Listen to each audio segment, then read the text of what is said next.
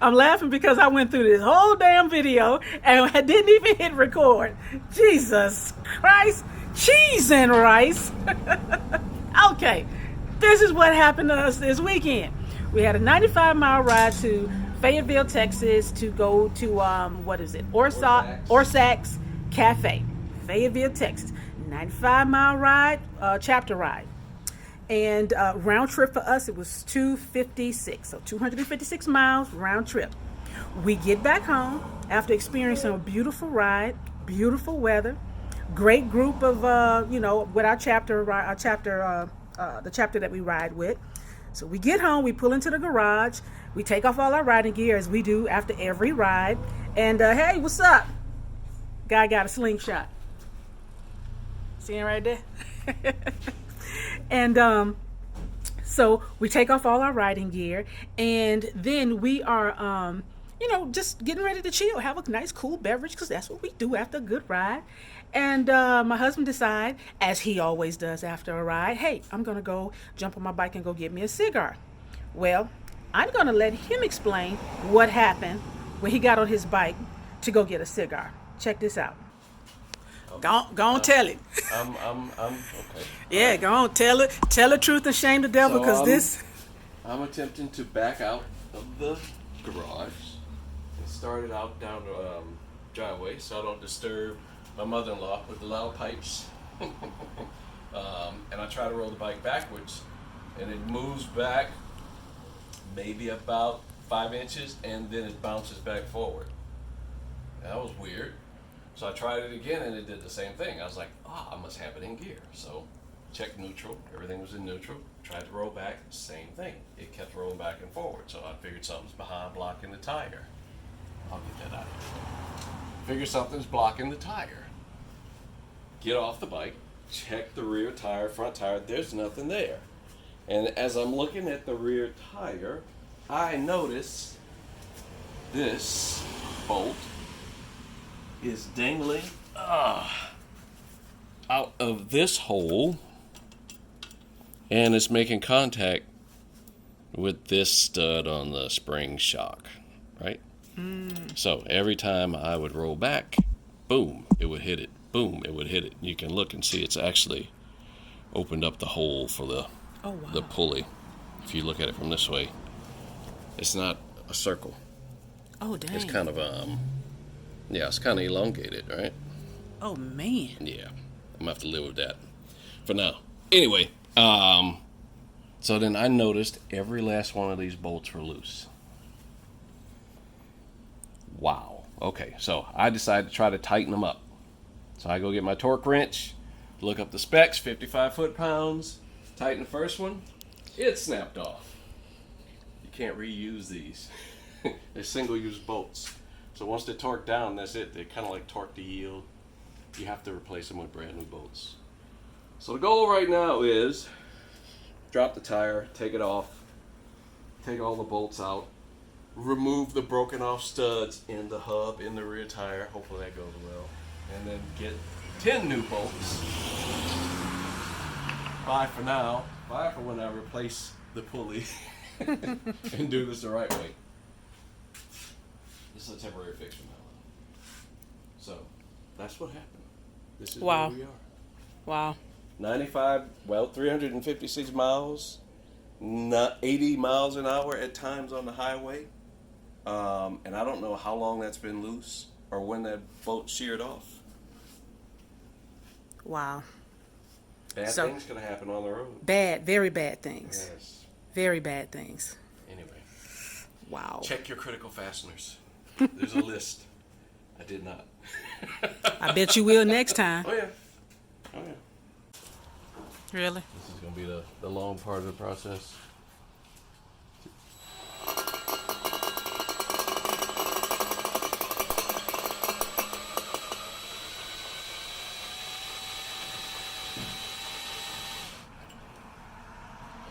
All right. That looks center.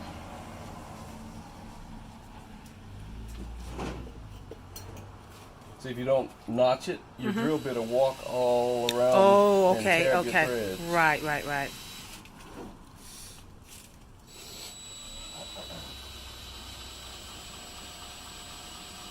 So how much are you paying yourself? Real blind.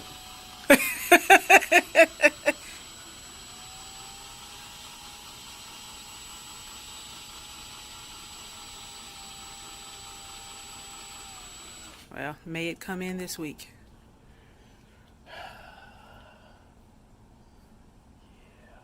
See how much that one was cutting? Now look at that one. A bit dull just that quick. Oh, wow. Yes, sir. Yeah.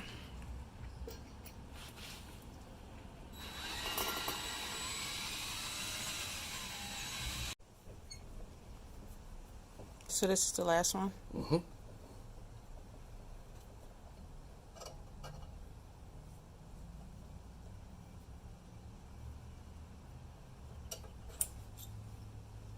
That's it.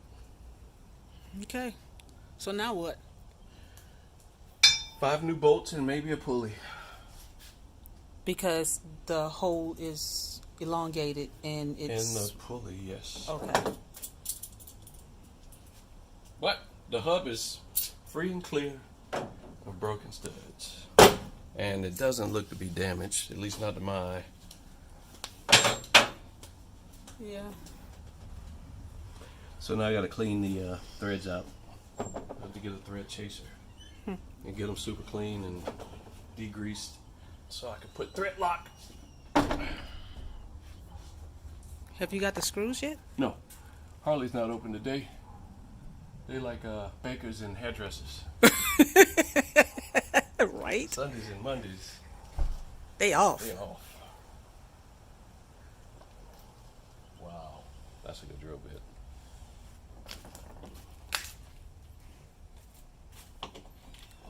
I reckon so. Man. I bought 2 thinking I would burn through one. Shh. Well, Ooh. at least you got extra. And what drill bit was it? Let's see. I bought several options just in case things went wrong, but Oh, you was like a man wearing a belt and suspenders. there's nothing wrong You ain't with want to take. it. You ain't want to take no chances. Okay. This speed out was actually made for a screw head extractor, but It worked. I made it work. Okay then. It wasn't in there that tight. It was the good thing.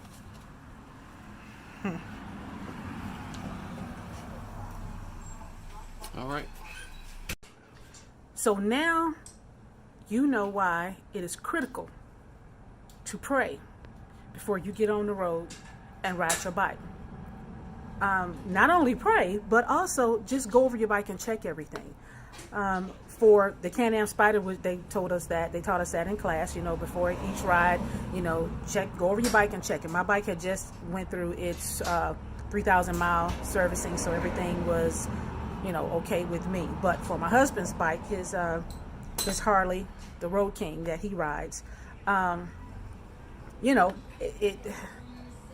my eyes were just like, I was like a deer in headlights, because we had just pulled in the driveway from this ride, over 200 and something miles.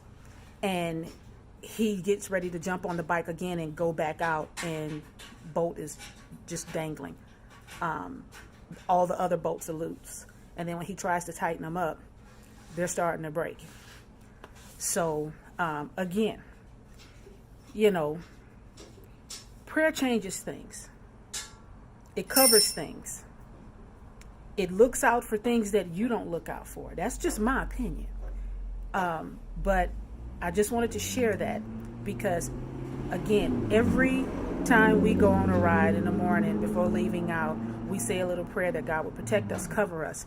Now, I just want to throw this in for the people that struggle with faith. The Spirit of God has already said that we're going to have troubles on this side of heaven. So I'm not saying that just because you pray, ain't nothing going to happen to you. Things are going to happen. Things may happen. They may not happen. But it's like this.